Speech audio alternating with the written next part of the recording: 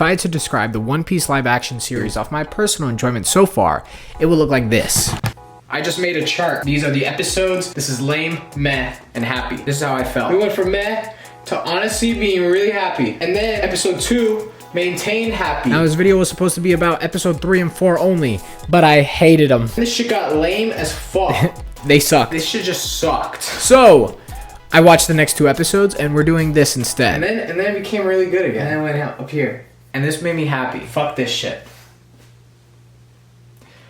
This isn't going to be as detailed as my last video. I just want to cover some points. I don't like this arc. It's boring, it's lame, and it introduces one of the worst Straw Hats into the story before he becomes a literal god. Look, there's a lot that's bad here. The arc is a lot longer than it really needs to be. Cloudador was never that interesting of a villain to me, and honestly, the stakes don't even feel that high. I really don't care about this village or anybody in it, because they'd be disrespecting my boy Usopp. Fuck him. Kill him. Does this look cool? So when we started episode 3, I instantly noticed that these motherfuckers are changing things up. I like that. But I was really bothered when I realized that this section was getting 2 episodes when I feel like 1 would have just been fine. I really liked that the episode opened up with Usopp lying. That was fun to watch. I also think his actor did a really good job with the role. And then we get to Kaya's mansion, and honestly, that shit was lame. Nah, it started off cool, but then when I realized that we're just gonna spend the entire time at this little area. Really? Are you serious? Come on. What? Don't get me wrong, it was cool to see Kaya get characterized a lot more, and I felt like we got some genuinely really good scenes in this area, like the dinner scene and the closet scene and like the scene where like Nami's talking to Kaya and the Straw Hats are talking to Usopp. That was cool. I really just want to get into what I didn't like and then move on. I really didn't care for Cloudador's performance, but I also think that's because this character, in my opinion, is just not that interesting. I just noticed, if you look at his jacket, he has 2 pieces of shit. 2! Not even 1. He's 2 pieces of shit, man. Lame ass, stupid ass villain. I hate him. Can we talk about how towards the end of the episode they knock out Zoro, the future world's greatest swordsman, with a goddamn bottle, and then they throw his ass down a well. Oh my god, what do we do with his swords? Let's throw it down there as well. What? That was so boring to me. I also really did not like these 2 characters, and the only member of the crew I really wanted to see was Django. And they fucking cut out Django. I do think it's cool that they killed Mary. Why is his body just laying there for other people to find it? Also, Kobe coming in at the end felt really cool. I gasped at that shit. I was like, oh my god. Cool. So now you might be wondering, was episode 4 even better? No. Episode 4 was just unnecessarily long. You're telling me a guy who spent 3 years living in this goddamn mansion, it took him almost the entire goddamn episode to get to Kaya? I know this dumbass is known for making shit plans, but Jesus Christ, what the fuck are you doing? Just go kill her. Run. Why aren't you running? We actually get to see what it looks like if Luffy ever threw up. This is actually really interesting and something that the One Piece community has been talking about for years. I'm glad that Oda was finally able to find some sort of media to be able to showcase just what it looked like when Luffy throws up. I mean, I'm so happy we got to see Luffy throw up. Luffy throwing up was probably the best part of the episode. I really liked that we got to see Luffy throw up. And not just throw up, but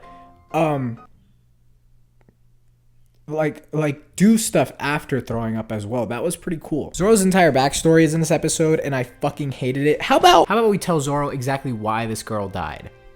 They didn't do it, and I was really looking forward to it. At her funeral, they even zoomed in on some stairs. Whoever edited the show is a sick and twisted monster, and I fucking love you for it. So for whatever reason, Cloudador is now the Flash, and he is the fastest goddamn man alive. You know what's lamer than him being able to run fast? Him not running fast anymore when he's fighting Luffy. Why did he just stop doing that shit all of a sudden? I thought Kobe was gonna be really cool in this episode, but all he does is just get told no. Like 70 fucking times. I'm trying to think about other stuff, but honestly, this section is really forgettable. I do have 2 positive things to say though about this episode. Number 1, I really liked how they got the Mary. That was pretty cool. And number 2, it ended.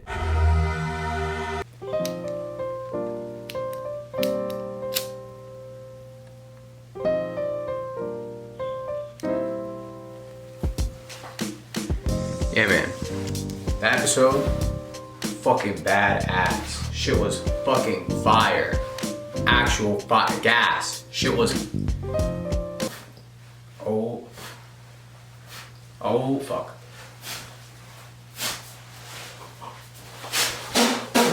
My fucking carpet! First of all, the Baratie is really good. I love how the set looks. And at the beginning of the episode, Usopp boasting about Luffy being the future king of the pirates, that shit was cool.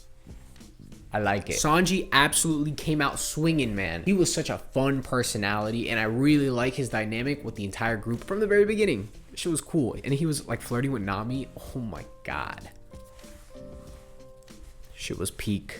Zeph was incredible. His casting was great, and whenever he spoke, his mustache danced. And I fucking love that shit. They switched up this whole arc. And I do have some issues with it, but honestly, I think overall they did a pretty good job. For example, I like the change with Don Krieg. Having him and Mihawk fight as Mihawk's introduction. Are you fucking kidding me? That shit is cool. We got to see the infamous Zoro versus Mihawk scene, which, like, honestly, it was kind of underwhelming. I expected a little bit more from it, not gonna lie. I'm also really surprised with the fact that they gave Luffy an actual story arc. Luffy is genuinely like, shit, I need to be a captain. People are teaching him how to be a captain. I didn't know we were gonna ever get something like this. Luffy is not supposed to be like this. Luffy is a perfect human being from the very beginning, and the world around him is flawed. In this story, though, Luffy in himself is flawed as well. And I like that. I do not think that Sanji joining the crew was that earned. I feel like he just hopped on board. I don't think he had enough time with our characters for our characters to really be like, hey, come on down. Which we'll get into later, but it made the final 2 episodes a little jarring to watch with the fact that he was just there. Oh, and his backstory was fucking sick. I love his backstory so much. Now, this is a pretty cool change. They actually have Arlong show up to the Baratie. Cool. Set up the final 2 episodes pretty well. Nami has her little big reveal.